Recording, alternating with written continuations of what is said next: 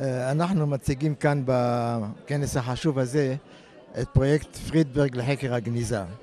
זהו פרויקט גדול, מורכב ומסובך, שמטרתו למחשב את אוצר כתבי היד של הגניזה הקהירית. זהו אוצר עצום במדים של כתבי יד שהתגלה בקהיר בבית כנסת עתיק בסוף המאה ה-19. והתפזר אחר כך בכל העולם כולו בקרוב ל-70 ספריות ציבוריות ופרטיות שונות. ומה שעשינו בפרויקט, אנחנו אספנו צילומים דיגיטליים איכותיים מאוד של כמעט כל הקטעים האלה, ואנחנו מציגים אותם באתר אחד, יחד עם כל המידע שהצטבר על הקטעים הללו, ומאפשרים לחוקרים, אם כך, מהמחשב שלהם בבית או במשרד, להסתכל ולעיין ולנתח בכל כתבי היד של הגניזה, שהמקור שלהם נמצא או בפריז, או בקמברידג', או בצרפת, או בסטרסבורג, או בוויינה. הכל עכשיו נמצא ממש בהישג ידיהם, יכולים להסתכל ולהגדיל ולשנות ולראות את כל המידע ולחקור אותו בצורה מאוד מיוחדת. נקודה מעניינת במיוחד היא העובדה שמכיוון שהקטעים התפזרו בכל כך הרבה ארצות שונות, לפעמים חוברת או ספר אחד או דף אחד נחתך למספר קטעים, וקרע אחד נמצא פה וקרע אחד נמצא שם.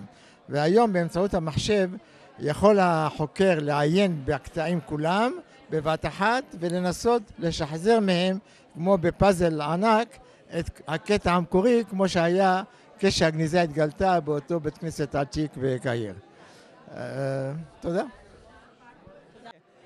The digitization project of the Royal Library in Copenhagen and its Judaica collections are mainly twofold.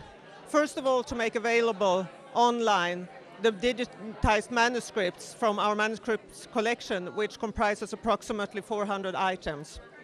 And secondly, to make available online the manuscripts and the personal archives of Rabbi David Simonsen, who was a book collector, chief rabbi of Denmark, living in Copenhagen, and who in his personal archives have letters from both fellow scholars, philanthropists around the world, because he was very involved in different projects during and after World War I with helping refugees throughout Europe.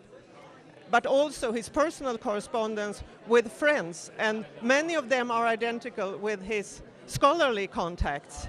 So what you actually will gain once the archive of 29-something thousand letters are online, you will have an insight into the life of a person who really combined different aspects of his life, and you can follow it chronologically throughout his life. And I think that that will be of great value to people who are interested in both family research, because he corresponded with people during the war, and also who are interested in discussions taking place between scholars in the beginning of the 20th century.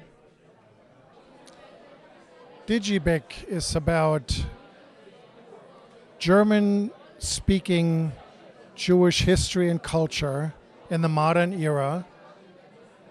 Library, archives, art collection, photo collection, collected since 1955, and now to be online, growing. And this is all basically a shot from the website. So here, see our URL, and we're going to be introduced officially on October 16th this year. Please visit. Thank you. So the collection of the Hungarian Jewish Archive is the most comprehensive Jewish communal collection in Eastern Europe, which is still in situ in Budapest. Our collection is located in the world-famous Dohány Street Synagogue, where we opened an open-air exhibition using our database of the persons buried next to the synagogue, which were murdered during the Second World War. And I guess that is also a part of archival content to be distributed.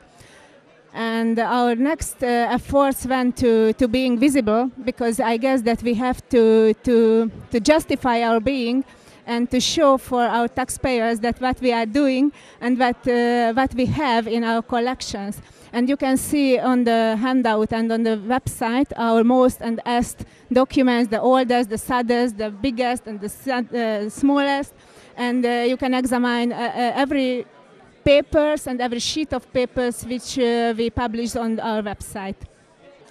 This is the digitization project of the Judaica division of the Frankfurt University Library. We have several digital databases where you can find nearly 2 million of digital objects, Hebrew manuscripts, Yiddish prints, all the Jewish literature in German and English before the war, and compact memory, which is a very large database of periodicals. You have free internet access, you can search, and you can of course find all these things through the search engines like Google or the WorldCat or other things. Shalom, I'm from the Historical Archive from Girona, and in this Historical Archive we keep excuse me, 1,000 of fragments, manuscripts from the medieval period of the 14th and 15th century. These fragments, we found these fragments in the book bindings of the notarial books, medieval notarial books. This is the process to extract these fragments, the restoration of these fragments, to study these fragments and put all this information in the website. You can see here the website with all description of all these fragments, and if you can see exactly, to touch with the image of the fragments.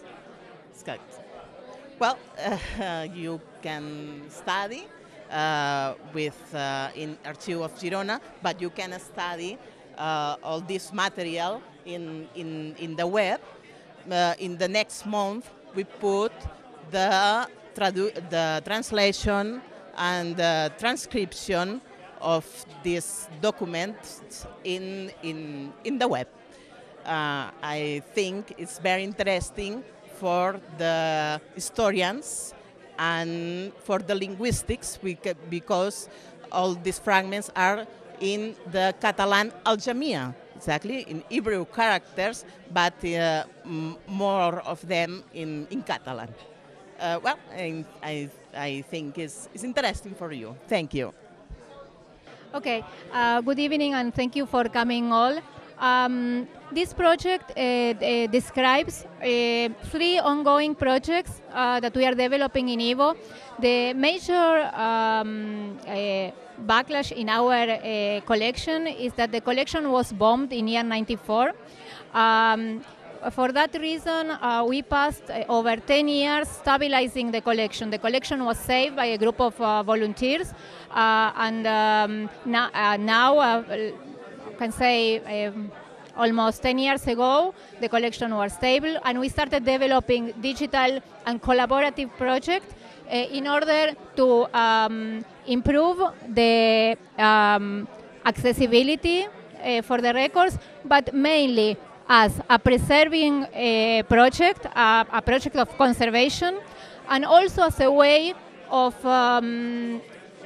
getting to private collectors and private owners of records to put them in a public place for research by the way of providing them with copies, digital copies. The project is developed in 3 areas. The training program, we have a collection that is very complicated in the sense that we have many different languages, and we also need different skills in music, in history, in Yiddish and other Jewish languages, and also in technology. in database developing, and in cataloging.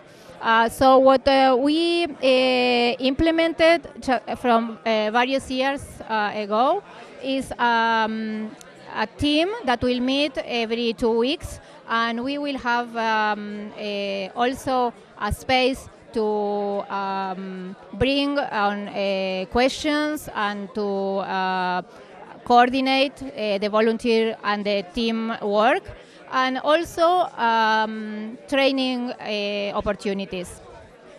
The Shoah documentation program started to develop in 6 years ago in order to bring records from that were held in private environments, and it was developed as a partnership with the United States Memorial Museum and with CDJC in Paris. This included the microfilming of Shoah claims records, and also a very important collection of Sheirita Pleita, the survivors in Argentina.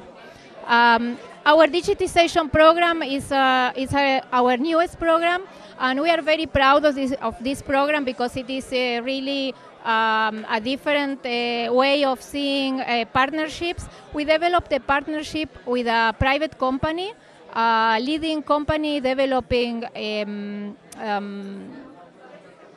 software for databases, and we don't see them as donors, we see them as partners, and we are developing internet solution for all this material that we are gathering in a digital format. As I try to show the outcomes of this project is that we were able to build a sustainable solution. We are also able to build an interdisciplinary team. We are also being able to produce digital versions of our material, and more than everything, we are able to change the attitudes of the consultants and of the researchers towards the material that were in very bad shape. And now they, with the improved access and the opportunity of post-production in digital work, we can provide them with material that they can engage and also motivate them for further research. There is a lot still to do with the collection, and we encourage you to come and visit us in the internet. There are 2 sites. One is our institutional site. It's www.iwo.org. The other site is a pilot site for the IWO Bibliothek, and this is the way you are finding IWO Bibliothek, grupovida.org.com, sorry. This is a pilot for our digital project that it will be distribution of the material in the internet. There is a lot much to be done, and please contact us if you have any question or if you want to find more ways of helping in the development of this project. In the name of IWO, thank you very much.